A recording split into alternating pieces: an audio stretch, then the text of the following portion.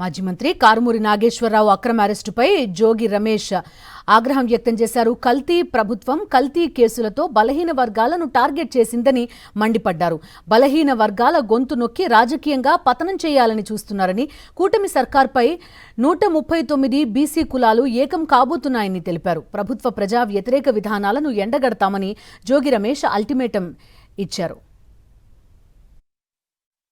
కల్తీ ప్రభుత్వం, కల్తీ కేసులు, బలహీన వర్గాలని టార్గెట్ చేస్తూ చంద్రబాబు నాయుడు ప్రభుత్వం ఈరోజు కారుమూరి నాగేశ్వరరావుని అక్రమ కేసులో నిర్బంధించడాన్ని, అరెస్ట్ చేయడాన్ని బలహీన వర్గాల ప్రజలందరూ కూడా ముక్త కంఠంతో చంద్రబాబు నాయుడు చేసిన పనిని ఖండిస్తున్నాం. ఒకటి కాదు, రెండు కాదు.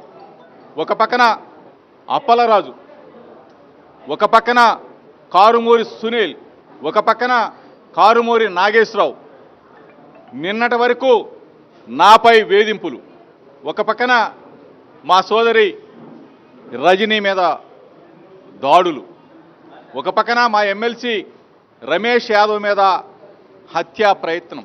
ఒకటి కాదు, రెండు కాదు. బలహీన వర్గాల గొంతు నొక్కాలా, బలహీన వర్గాల్లో బలంగా మాట్లాడుతున్న వ్యక్తుల్ని రాజకీయంగా పతనం చేయాలని చెప్పేసి చంద్రబాబు నాయుడు చూస్తూ ఉన్నాడు. చంద్రబాబు నాయుడు సర్కార్ చూస్తూ ఉంది. ఈరోజు ఒకటే చెప్తా ఉన్నాం, 2 సంవత్సరాల 3 నెలల కాలంలో మీ పనితీరుని ఒకసారి గమనించండి అని చెప్పి అడుగుతా ఉన్నాం.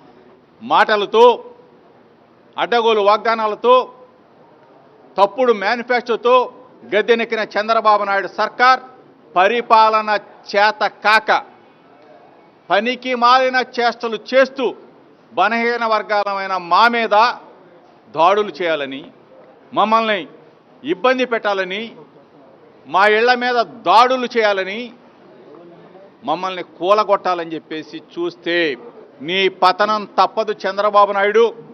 అతి దగ్గరలోనే చంద్రబాబు నాయుడు సర్కార్ని ప్రజలు పాతర వేయబోతా ఉన్నారు.